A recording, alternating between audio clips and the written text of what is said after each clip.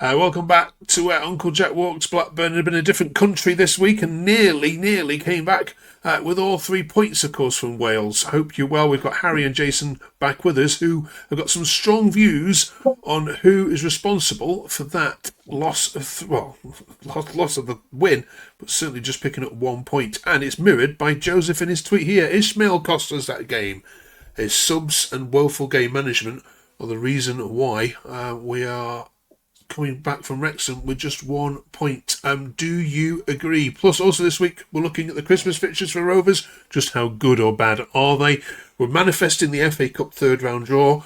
Rovers need a cup run. Let's have a good one. Who do we want in that third round draw? And finally this week, stay tuned because we're up to letter H. Lots of good picks for Rovers for this letter. So who gets in the Blackburn Rovers Heroes A to Z encyclopedia of all time for the letter H? You can't put yourself in, Harry, just heads up. Right, let's get into it then.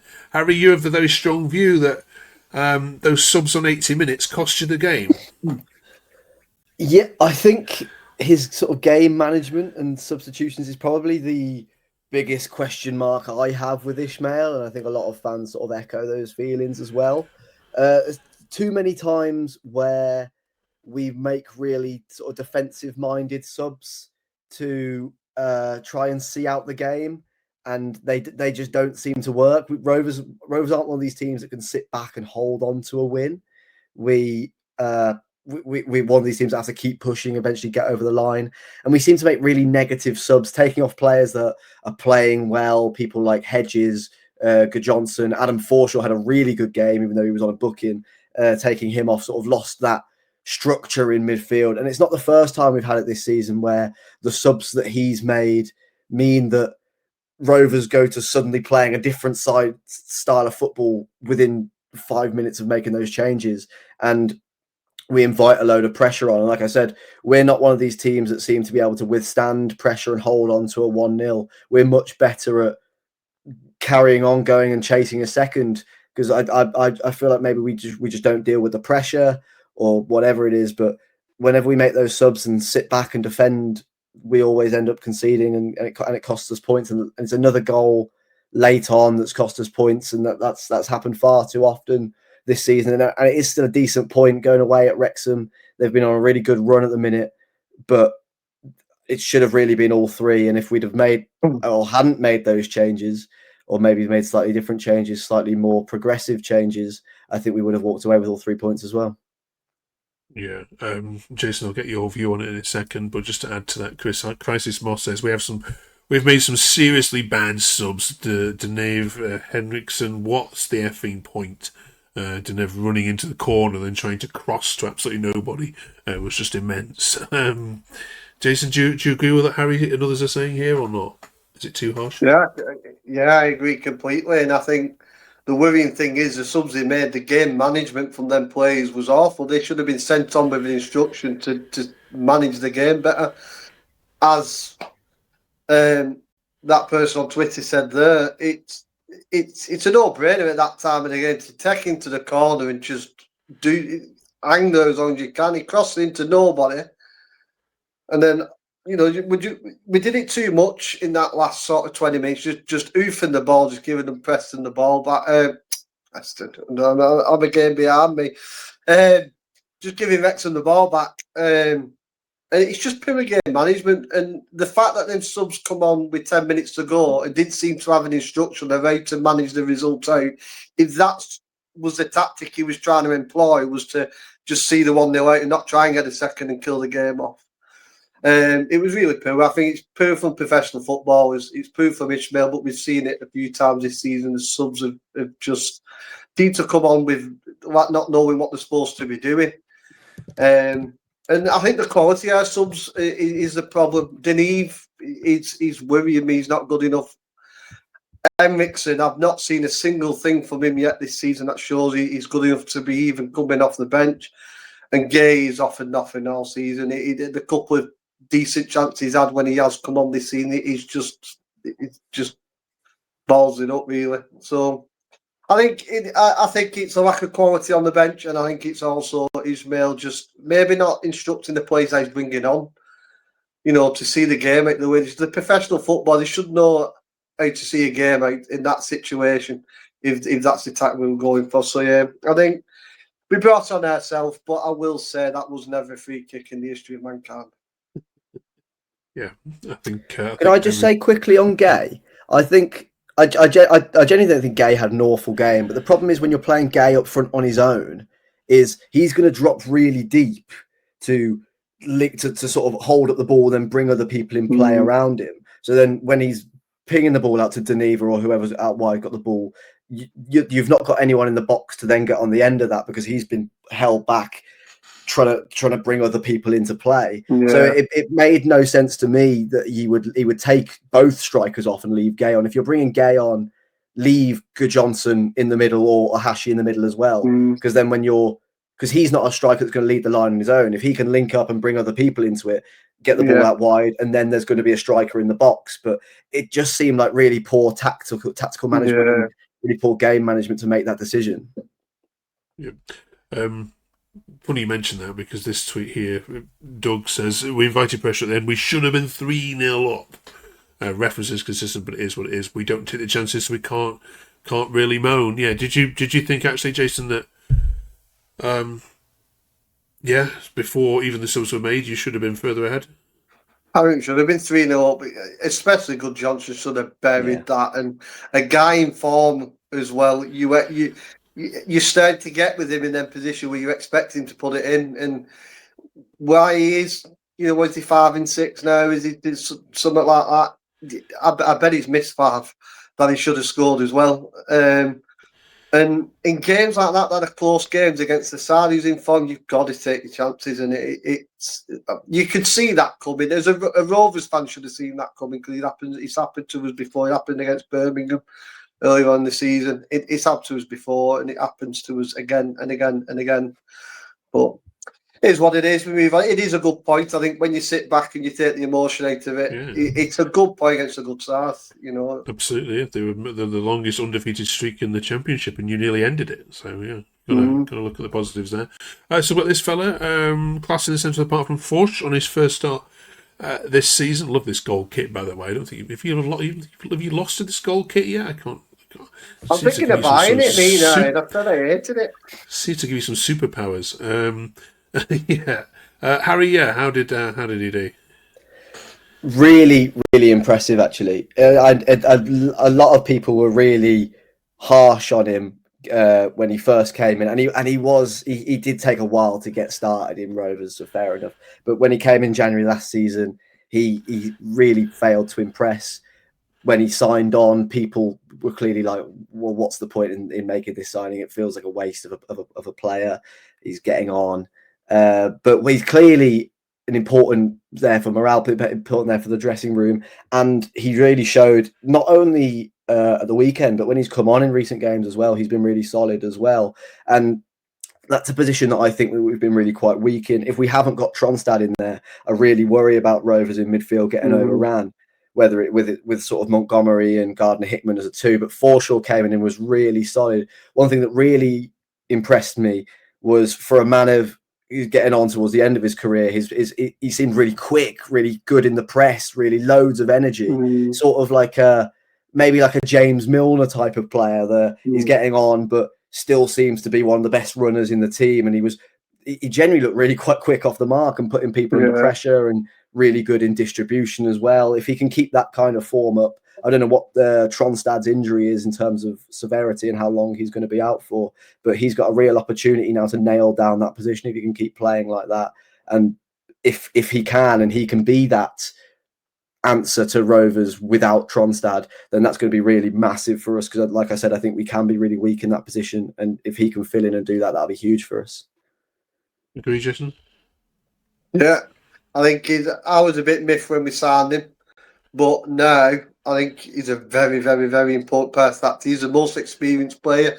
Maybe McLaughlin put him in there, but I think I like him. And like Harry said, he looks, he doesn't play like his age to me, and I think he was key. I think without him, I think we'd have lost on Saturday without a doubt.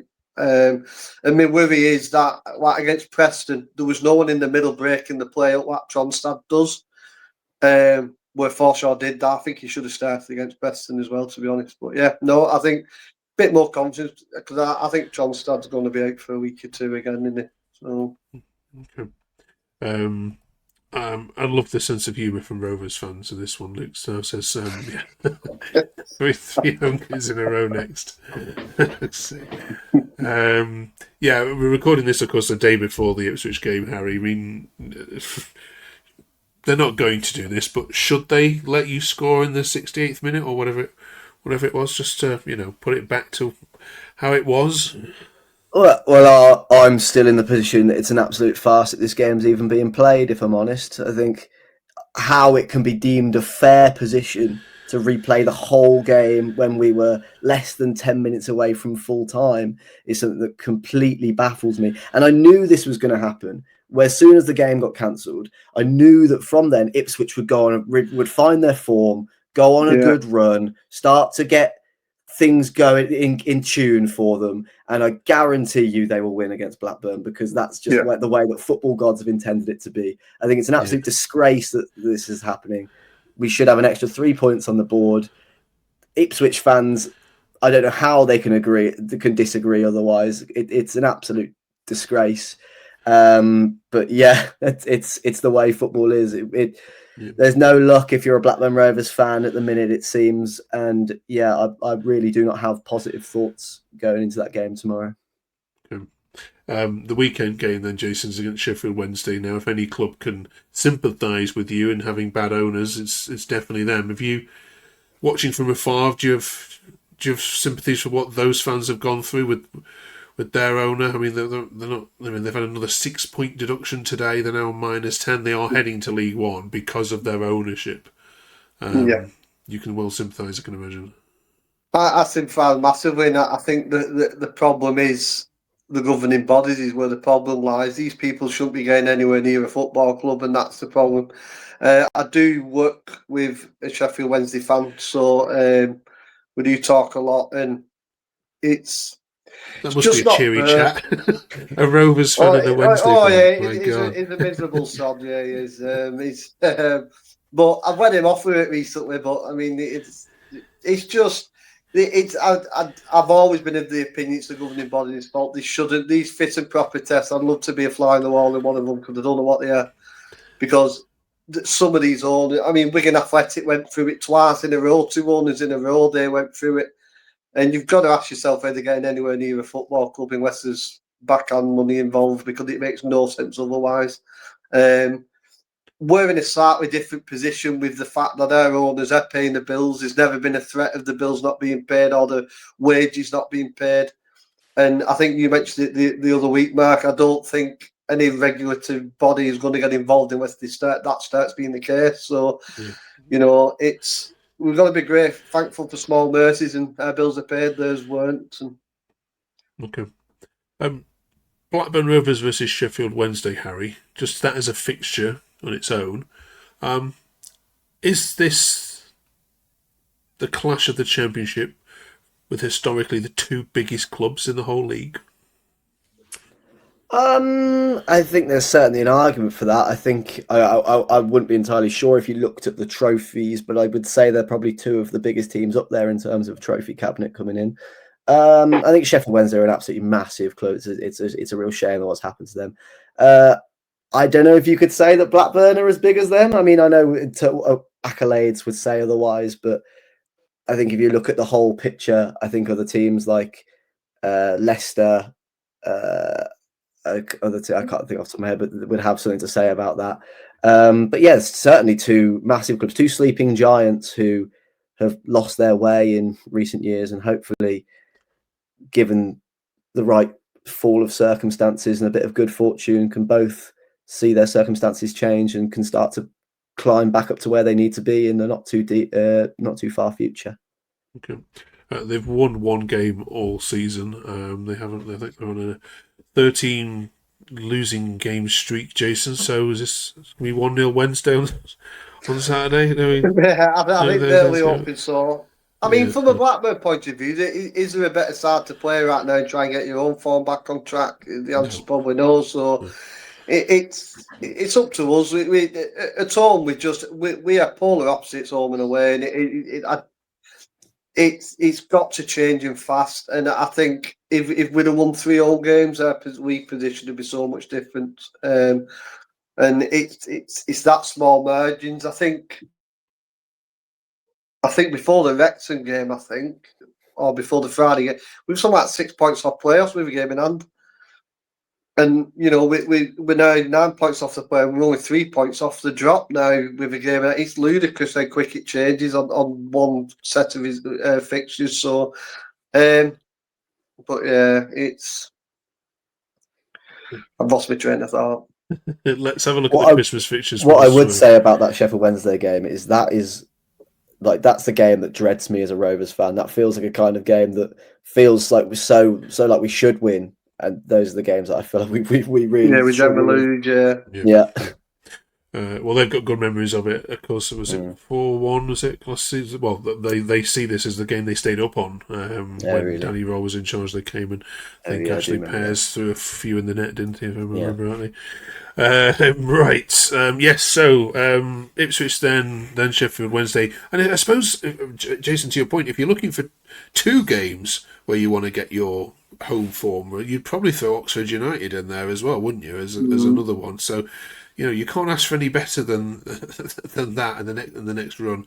Then Pompey away. Pompey are stinking the place out as well at the moment. So this little run after Ipswich can really sort out Rovers this season, can't it? Millwall at home is going to be tough, of course, as it always will be. Borough away will be tough, and then Wednesday to finish off the Christmas period. It's not a bad fixture list, Chase, is it? No, and I think get Ipswich out the way because we all know how that's going to turn out.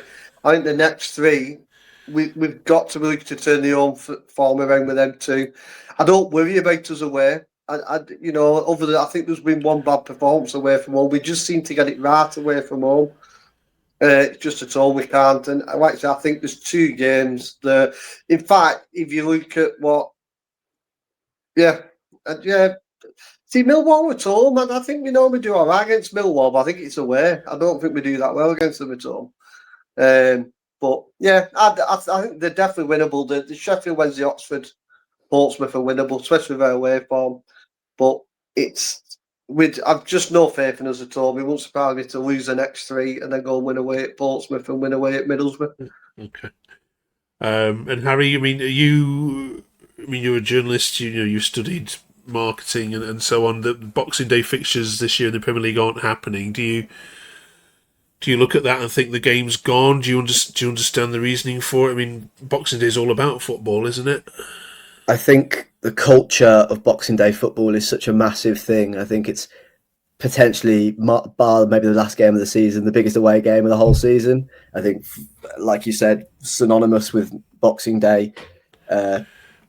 Fans travel up and down the country, go and support their teams, all hungover, maybe dressed up. There's that more sort of cheery, festive atmosphere. It's a great day of the year, away day, or if you play at home, football on Boxing Day, and it's tradition as well. I feel like it's been a thing that's been going on for as long as time itself. It feels so. To lose that feels like a real shame in the Premier League, but you know how it is with the Premier League. Everything goes to the highest bidder, I'm afraid. Absolutely. Yeah, here we go. Right. Of course, one fixture that's not on that list that we just saw is the FA Cup third round, which the draw will take place next Sunday, Monday. So we're manifesting a good draw for Rovers here. Who do we want, though, Jason? Do you want a big Premier League club, a nice away day for memories, or do you want it nice and easy and have a good cup run? Who do you want next week in this draw? Burnley away. We're decent away. We're on a derby. I don't want to play them at all. They'll stick 10 past us. If we're going to get a tough draw, Burnley away. That is honestly what I'd say. But really, we do need a cup run. I enjoy a cup run. I think a cup run's for the fans. So easiest game possible away from home, I would take right now. Okay, it's weird because when we asked them the same question, they said exactly the same thing. Although I think they said the fiddler's down the road. I think was the phrase they used.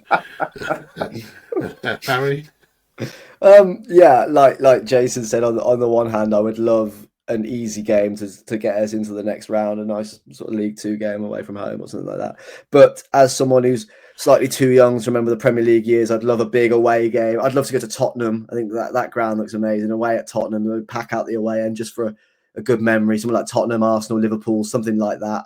One of the big clubs that we feels like we haven't played in. I know we played Chelsea not a couple of years ago, but that was the EFL Cup. Doesn't feel like we've had a big Premier League away day in a while, and I'd love that. Yeah, there's a much nicer, newer stadium in Liverpool, you know, Harry. Oh yeah, that's very true. Yeah, I wouldn't mind the old Hill Dickinson. Much better atmosphere. Yeah. Right, let us know in your comments below who you'd love to draw. Finally, this week we're up to letter H in our A to Z of Rovers. We've done A to G already, so hopefully this is a little easy one this week. Jason, who have you got? I'm not going with a player because I always pick a player and I get told off when he mixes it up. So I'm actually going to say history, because the history of our club is such a massive, massive part of our club. Certainly for the fans, you know, the FA Cup wins, the Premier League wins, 2 Division 1. So I'm going to go that my H is history, the history of the club. Okay. Harry? Yeah, I think it's a good shout. I think Rovers are a team that are all about sort of history and being proud of where they came from. I have gone for a player. The only player from H I could think of was Colin Hendry, and I'm sure Jason will have much more comments on it than I do. The only time I've seen him play was in that Legends game a couple of weeks ago, but I know he was a real sort of leader at the back, warrior of a defender. I couldn't really think of any other names that came close, really.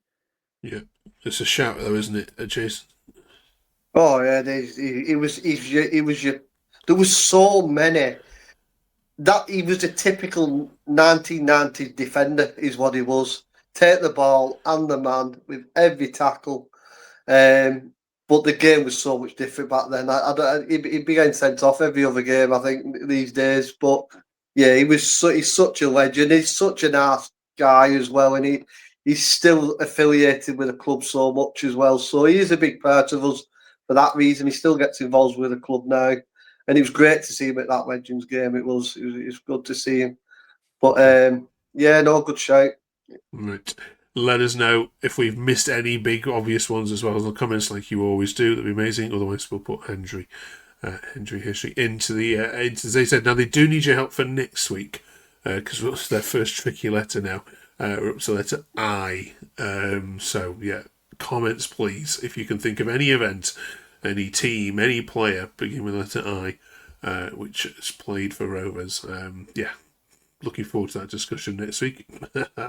Right, good luck against Ipswich. Good luck against Wednesday. Hope we'll be back here with 6 points on the board for Rovers next week with all happy faces. Thank you very much for watching. Drop us a sub and a like before you go. I'll stop breaking my equipment and we'll see you next week. Thanks for watching.